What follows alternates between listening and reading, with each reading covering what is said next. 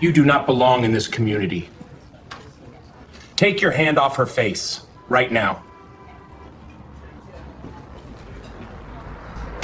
A man had a gun pointed at my wife's face in our own front yard because she had jogged past the HOA clubhouse without identification.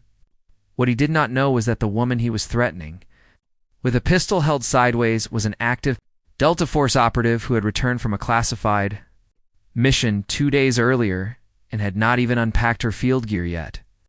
Comment below which country you are watching from. We had moved into this neighborhood for peace. My wife Claire wanted quiet mornings and garden work. I wanted a finished basement for my cybersecurity projects. What we got instead was an HOA that called itself the Home Safety Division and ran the neighborhood like a discount military operation. For matte black golf carts with HSD stenciled on the sides and blue lights zip-tied to the roofs. Karen Brewster, the president, introduced herself on day one with laminated badges and 3 clipboards and a booklet of rules, including one that said residents must not appear intimidating during recreational activity. On day 8, my wife went for her usual morning jog. I made coffee and logged into work. 10 minutes later, I got a motion alert on my security cameras. 2 HSD golf carts had parked diagonally across our street, and Claire was standing, their hands slightly raised, while a man in a tactical vest pointed a pistol at her chest and shouted about restricted jogging zones. I watched it on my phone from the kitchen and ran for the door. The man kept barking orders, his voice cracking halfway through each one. Claire tilted her head the way she does when she is bored during briefings and told him that under Florida statute, brandishing a firearm in a threatening manner was a felony and that he should think very carefully about his next move. He blinked. He said the HOA had jurisdiction. Claire said the HOA did not outrank the United States, its Constitution, and that he had just committed attempted assault with a deadly weapon. 2 other men in mismatched vests flanked him holding batons. They shifted nervously, unsure whether to back him up or step away. I came through the front door with my coffee mug and told them this was their last chance to walk away. The leader told me to stay out of it and said this was an official enforcement action under the Home Safety Division. Claire moved. I have seen her train. I have seen her take down men twice her size in less time than it takes to blink. She sidestepped, grabbed the man's gun wrist, twisted, and in less than a second, the pistol was out of his hand and skidding across the pavement. She shoved him backward into one of his crew, knocking both of them into the grass. The third man rushed her with his baton raised. Claire ducked, swept his legs, and pinned him with her knee lightly in his back. While she crouched down and spoke to the leader who was clutching his wrist and groaning, she said if she had broken it, he would not be holding it right now, and that this was a warning. Neighbors were already on their porches with phones out recording every second. Karen came marching across the street in her visor, shrieking for someone to arrest Claire and calling the men her officers. Claire stood, brushed dust off her hands, and told Karen they were about to be defendants. 2 sheriff's cruisers arrived with lights flashing before Karen could say another word. Deputies stepped out and took in the scene.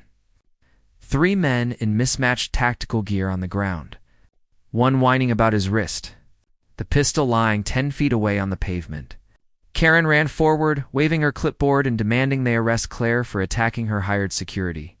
The deputy closest to her said hired security, ma'am, and told her that impersonating law enforcement under federal code was a felony. One of the men on the ground immediately said it was not his idea and that Karen had paid them and told them it was legal. Karen went quiet. The deputies cuffed all 3 and read charges as they went.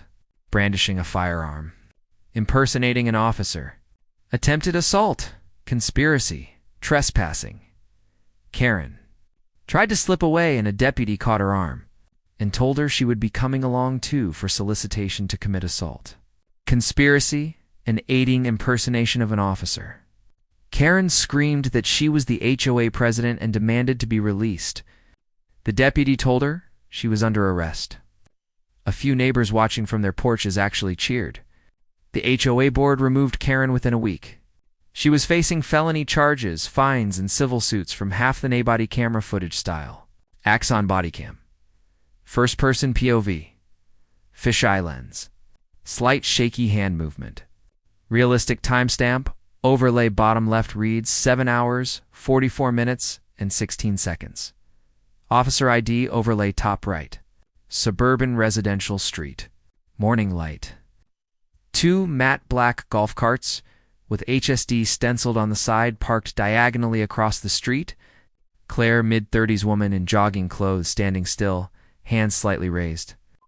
A man in a mismatched tactical vest standing 10 feet away, holding a pistol pointed at her chest. 2 other men with batons flanking him. Narrator visible approaching from the front door in the background with a coffee mug. Asterisk. Man with pistol voice loud and cracking, hands higher. You are trespassing in a restricted jogging zone. This is an official Home Safety Division enforcement action. Asterisk. Claire tilts her head slightly. Completely calm.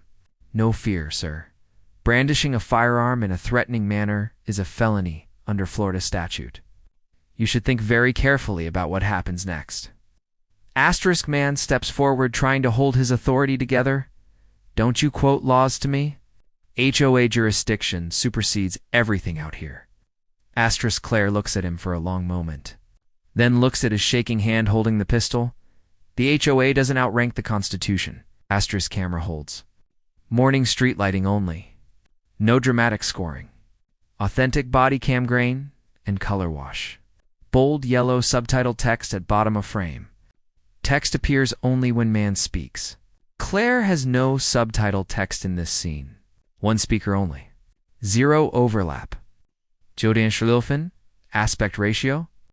Shirwu seconds.